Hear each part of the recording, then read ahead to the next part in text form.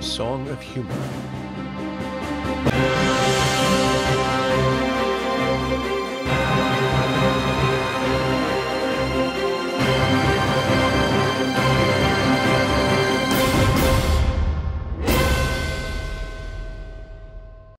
Out of the village, out of the thatched and clutching shires, out of the grave and furrow, furrow and grave, where his sword first tried, the last cruel dances of childhood, and awoke to the shires, forever retreating, his greatness a marshfire. The banked flight of the Kingfisher always above him, now Huma walked upon roses in the level light of the rose. And troubled by dragons, he turned to the end of the land, to the fringe of all sense and senses, to the wilderness where Paladine bade him to turn. And there, in the loud tunnel of knives, he grew in unblemished violence, in yearning, stunned into himself by a deafening gauntlet of voices. It was there and then that the white stag found him, at the end of a journey planned from the shores of creation, and all time staggered at the forest edge where Huma, haunted and starving, drew his bow, thanking the gods for their bounty and keeping, then saw, in the ranged wood, in the first silence, the dazed heart's symbol, the rack of antlers resplendent. He lowered the bow, and the world resumed. Then Huma followed the stag, its tangle of antlers receding, as a memory of young light, as the talons of birds ascending. The mountains crouched before them. Nothing would change now. The 3 moons stopped in the sky, and the long night tumbled in shadows. It was morning when they reached the grove, the lap of the mountain where the stag departed. Nor did Huma follow, knowing the end of this journey was nothing but green and the promise of green that endured in the eyes of the woman before him. And holy the days he drew near her, holy the air that carried his words of endearment, his forgotten songs, and the rapt moons knelt in the great mountain. Still she eluded him, bright and retreating as marshfire, nameless and lovely, more lovely because she was nameless, as they learned that the world, the dazzling shelves of air, the wilderness itself, were plain and diminished things to the heart's thicket. At the end of the days, she told him her secret. For she was not of woman, nor was she mortal, but the daughter and heiress from a line of dragons. For Huma, the sky turned indifferent, cluttered by moons. The brief life of the grass mocked him, mocking his fathers, and the thorned light bristled on the gliding mountain. But nameless she tendered a hope, not in her keeping, that Paladine only might answer, that through his enduring wisdom she might step from forever. And there in her silver arms the promise of the grove might rise and flourish. For that wisdom Huma prayed, and the stag returned. And east, through the desolate fields, through ash, through cinders and blood, the harvest of dragons, traveled Huma, cradled by dreams of the silver dragon, the stag perpetual, a signal before him. At last the eventual harbor, a temple so far to the east that it lay where the east was ending. There Paladine appeared in a pool of stars and glory, announcing that of all choices, one most terrible had fallen to Huma.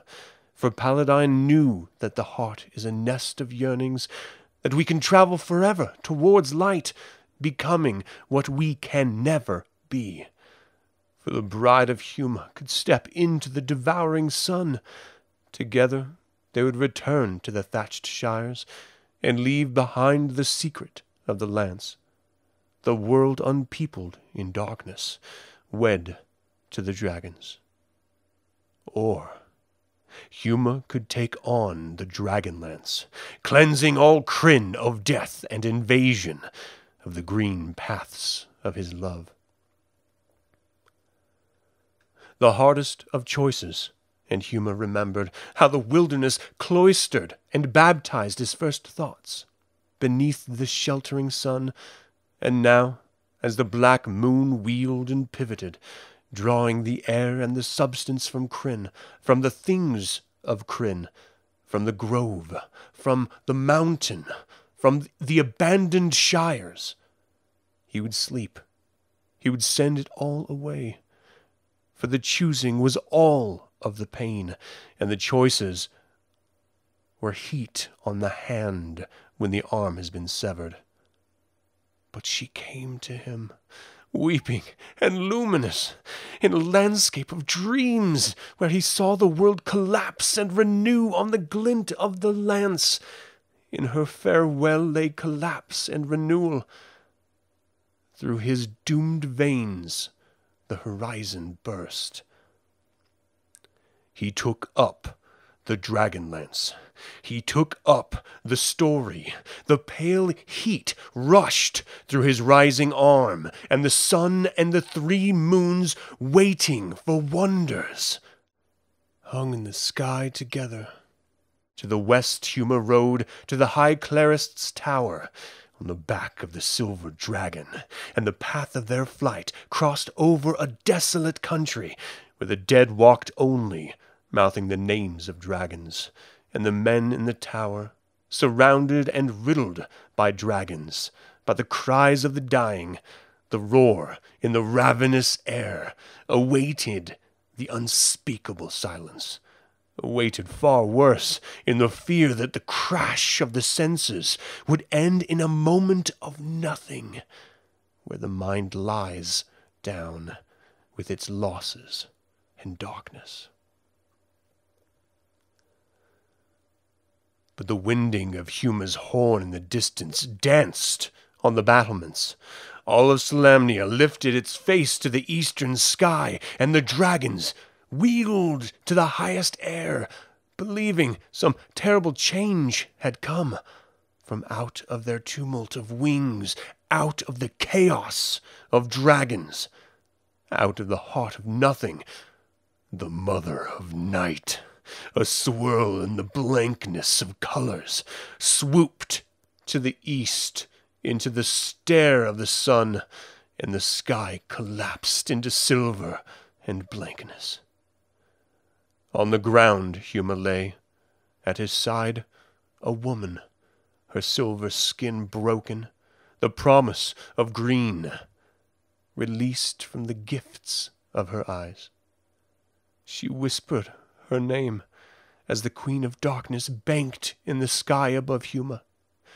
She descended, the Mother of Night, and from the loft of the battlements men saw shadows boil on the colorless dive of her wings. A hovel of thatch and rushes, the heart of a wilderness. A lost silver light spattered in terrible crimson. And then from the center of shadows came a depth in which darkness itself was a glimmer, denying all air, all light, all shadows, and thrusting his lance into emptiness. Huma fell to the sweetness of death, into abiding sunlight. Through the lance, through the dear might and brotherhood of those who must walk to the end of the breath and the senses, he banished the dragons back to the core of nothing, and the long lands blossomed in balance and music. Stunned in new freedom, stunned by the brightness and colors, by the harped blessing of the holy winds, the knights carried Huma. They carried the DragonLance to the grove in the lap of the mountain. When they returned to the grove in pilgrimage, in homage, the lance, the armor, the Dragonbane himself, had vanished to the day's eye. But the night of the full moon's red and silver shines down on the hills, on the forms of a man and a woman, shimmering steel and silver, silver and steel, above the village, over the thatched and nurturing shires.